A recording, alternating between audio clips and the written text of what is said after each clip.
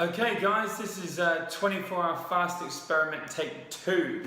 Now this time what I've done is I've got 7 participants, 5 are female, and what we did is we went 24 hours and I put HIITs in place to disturb the metabolic rate, which we'll go into later on, to see pretty much what average, if we can find one, of how much someone can expect to lose in a 24-hour fast.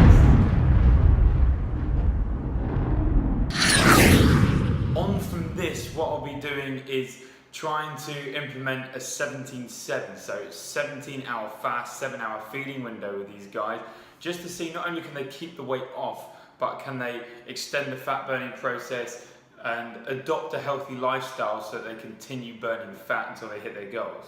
So here's a quick introduction to a few of these guys that are doing the fast. My name's Tyler. Pretty keen to crack on with this.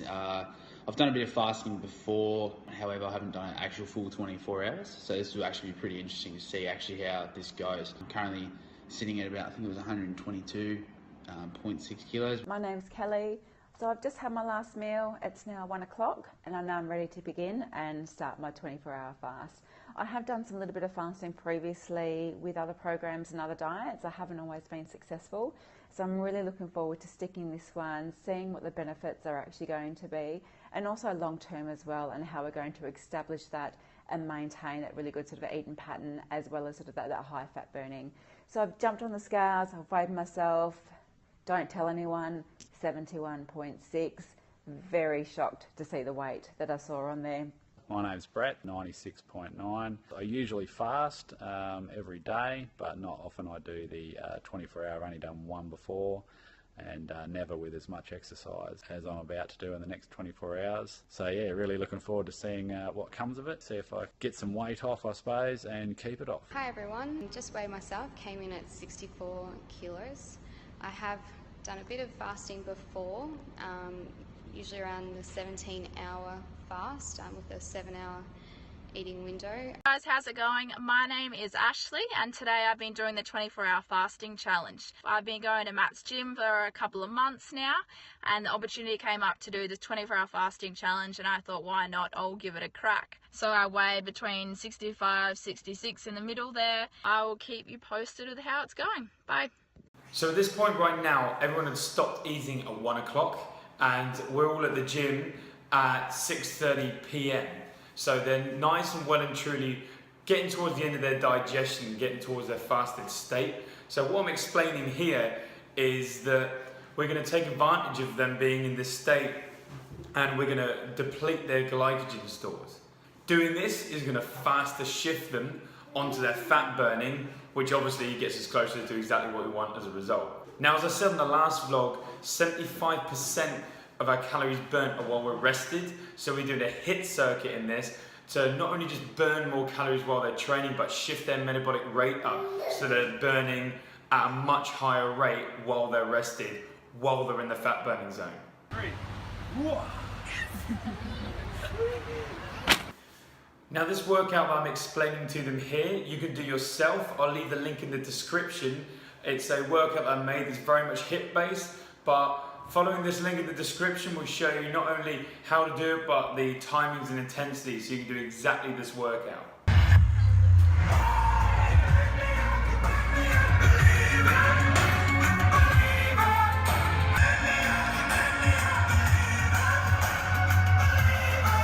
Yeah, good work guys. Right, the difference is this is a real HIIT circuit, okay? So HIIT, high intensity interval training. Without the intensity, it's just interval training, okay? So they need to be going hard out. When you've got stuff like this that's going on and they're doing the push-ups, and that's kind of like an active rest, but still keeping need for oxygen into the muscle, still keeping that high intense state.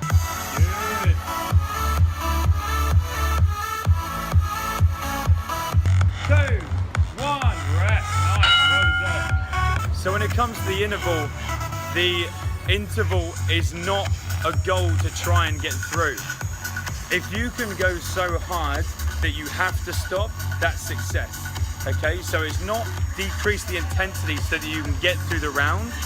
It's 45 seconds of constant work at your absolute hardest. So if you have to stop for a second, but then go 100% again.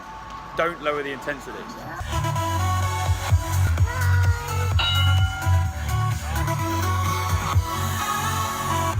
Right, adding plyometrics, so jumping up in the air.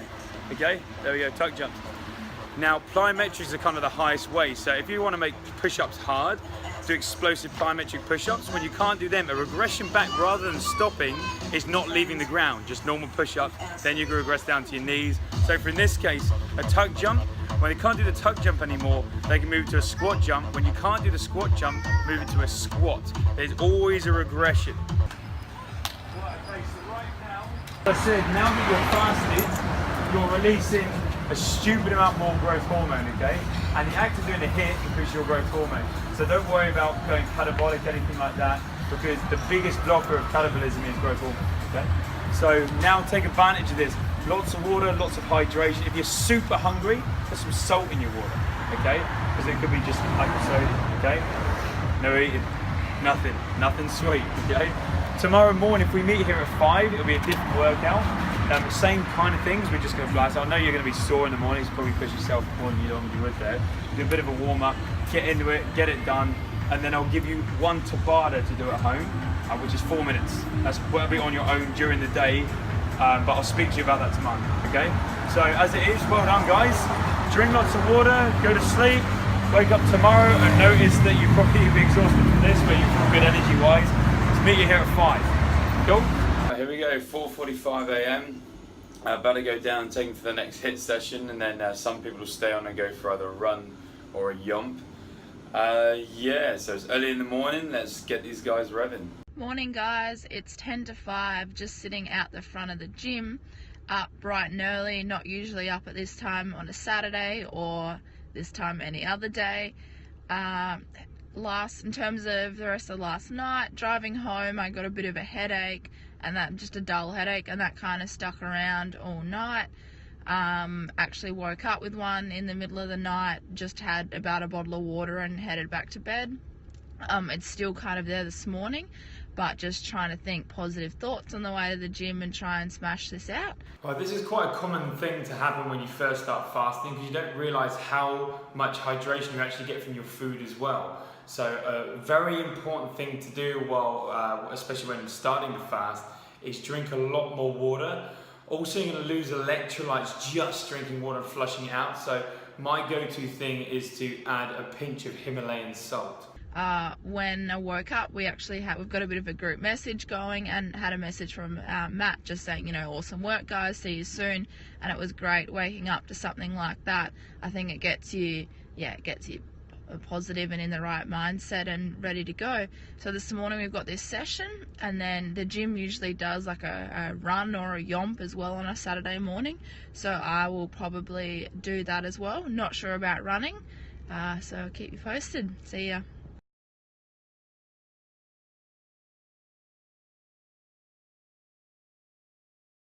Well, as part of my Gym Evolve, quite a few of these guys actually jumped onto the yomp or run that I offer on a Saturday, and it's actually someone's birthday, so we had a surprise hill sprints going on, so extra fat burning. We're just cracking on into 18 and a half hours worth of fasting, and I've just gotten back from Evolve. Something that I noticed through probably both the morning HIIT session and the walk and sprints was that my recovery time seems to be decreased. So you're pushing until you can't push any further. Take a few breaths, and then I can go again, and I feel like I'm giving that intensity to its max, and it's stronger and faster and harder than it usually is. So about 8:30, we've had our training at 5 a.m. It was tough. Matt definitely put us through our paces. I guess it wasn't as bad considering we hadn't had a huge meal the night before. I mean, everyone after dinner last night said they felt bloated, and I was kind of glad that I hadn't had any dinner with them, because I felt lots more lighter and energetic during training this morning. I'm going to have to do my Tabata early today, so yeah, we'll get started. So next thing I have for these guys is a bit of homework at 10 a.m. I had to do something called a Tabata, T-A-B-A-T-A. Now I'll put a link in the description of a previous video that I've done showing you how to do a Tabata, and what it basically is 20 seconds on, 10 seconds off for 8 rounds, which is 4 minutes of work in the same kind of intensity as we did the previous hits. So hard out, just to spike that metabolism back up just when it's starting to taper off. Hey guys, so I finished the Tabata workout about 10 minutes ago. We had 4 minutes, 20 seconds of sprint, 10-second rest. Worked up quite a sweat, even though I'm here doing it inside with the fans. Usually at the gym, we're training outdoors. I'm quite surprised. I'm feeling pretty energetic. I feel like I could do another lot again. And this is quite surprising because this morning, since I got back from the gym, I've been really tired and I've had a headache as well, but that seems to have just disappeared through the session. So only 4 minutes and I'm feeling ready to go. Yeah, a couple more hours and we're all done. Just a quick comment on this morning's quick 4-minute Tabata workout. I wasn't able to record it because I was kind of in a hurry and I couldn't really tinker around with it. But I had this insane burst of energy. I had so much energy. So I found that really interesting. After the 5 a.m. workout, everyone was like, oh yeah, I was feeling great, so light, and my legs just felt like lead weight the whole time. So that was just, and you know, I did mine about 8 o'clock. So just that small dip, just that small rest period for me was just huge. So yeah, I found it really interesting. Can't wait to see everyone's results later this afternoon. Right, I have about 3.5 hours left of my fast. So this morning I got up at 4:30, ready for a training session, a HIIT session at 5 o'clock. I think as I mentioned in my earlier post, I actually felt really quite good waking up in the morning, other than being a little bit tired, not used to sort of getting up that time on a Saturday morning. But during the workout, once I started getting a little bit warm, I actually found the workout quite easy. Not that any workout is actually easy. More to the point, I actually felt a little bit lighter. I didn't feel so sluggish. I didn't feel so heavy. And I also felt the recovery in between was a little bit quicker as well. I didn't feel hungry when I woke up in the morning, and I didn't feel hungry as I finished my workout. However, a couple of hours later, yes, that's when the hunger started to hit. At the moment, with only about 3.5 hours left, I feel pretty good, and I'm really quite surprised. Time will tell, but I'm feeling good. I don't feel hungry, and after doing a couple of big workouts this morning, one more still to go, I feel quite fresh.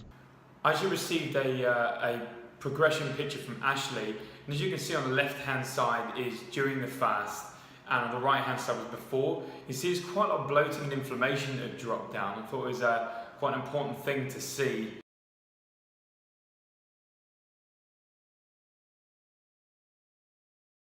Having the strangest experience. It is 11:15 and I've never really experienced this. I can smell food a mile away. It feels like I've got my face hovering over a plate, which with all the exercise I've been doing and being so deep in a fast, my body is absolutely filled with energy. So my body's literally going, right, time to hunt, and it can smell the hunt's on. And it's just down there, I can tell. Oh my God, it is so strong. I was just thinking of Sienna, she can smell it, but I didn't really notice it. It feels like I'm walking through the plate. So there's something different. On the scale.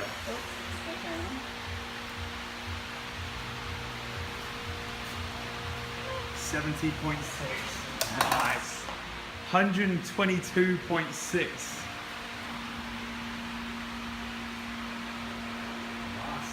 119.3. Right, okay, so what were you before? You were 65 or 66. Yep. Cool.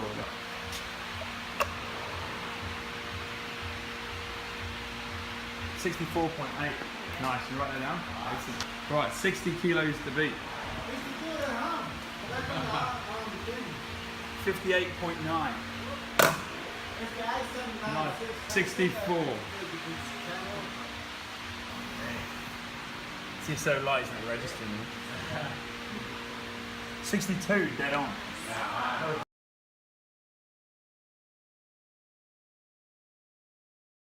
Right, so this is just after the weigh-in, everyone's pretty keen to start eating. So what I'm explaining here is that now we need to get on the mindset of I need to treat myself because I've been good.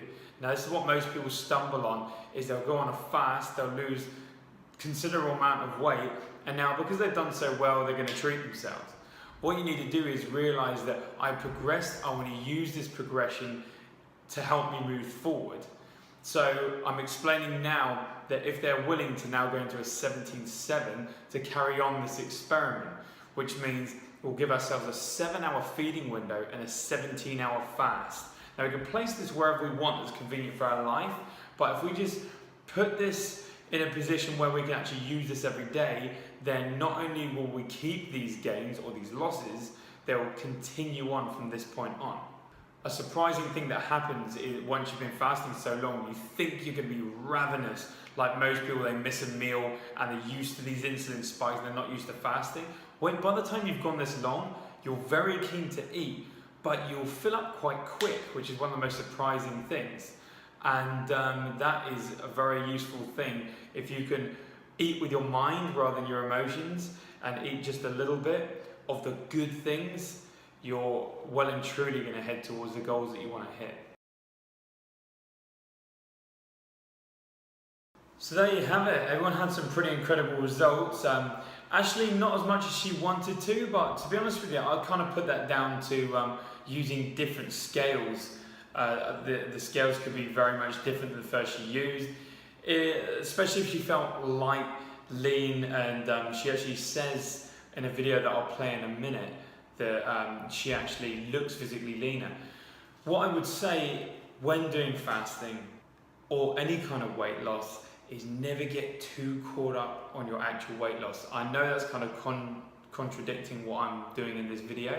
This is to show that you can lose weight in 24 hours. Some of that will be inflammation, some will be water retention. It won't all be body fat. Now, don't get obsessed with the scales. Start to tape measure parts of your body, but also progressive photos is one of the best things to do. Take a photo of yourself before, after, week later, month later, year later. If you look good in how you want to look, that's the most important thing above anything else. Okay, as you lose weight, if you start training, you'll start to put on muscle. Muscle weighs a hell of a lot more than body fat. Okay, so as you lose body fat, you gain muscle, you might look a lot leaner, a lot visibly better and more toned, and be the same weight. So never get caught up on just on the scales. It's just a good little indication of how you're doing. Now, Ashley actually says that she feels like she may be leaner now, 24 hours after the fast. So we'll see how everyone is maybe in a week's time, and if they keep it up a month's time, and we'll follow these guys and see what their progression is.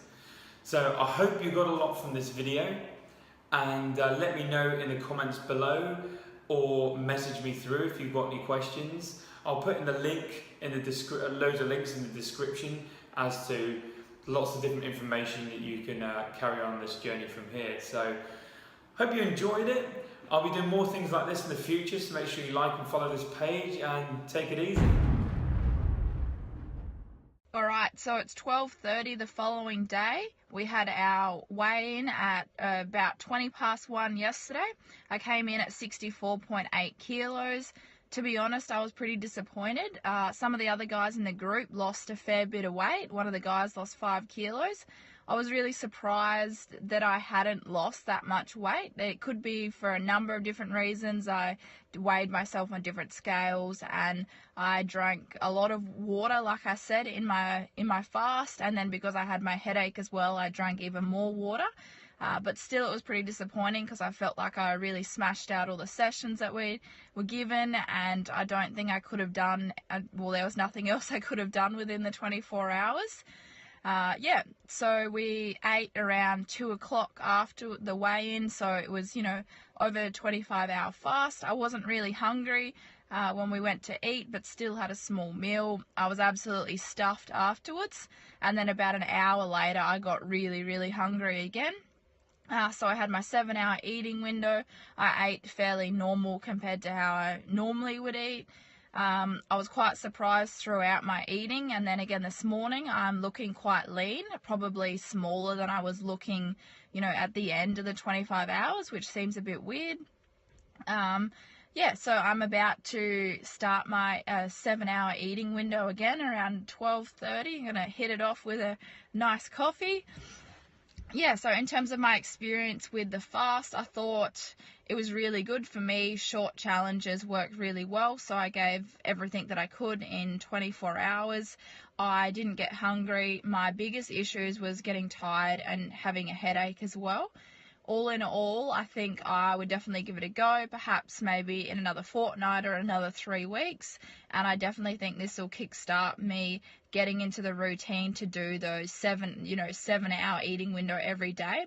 Because even though I didn't lose really that much weight at all, I felt really energetic. I felt light. I felt, quite tight, and I was ready to go and ready to exercise all the time. So thanks.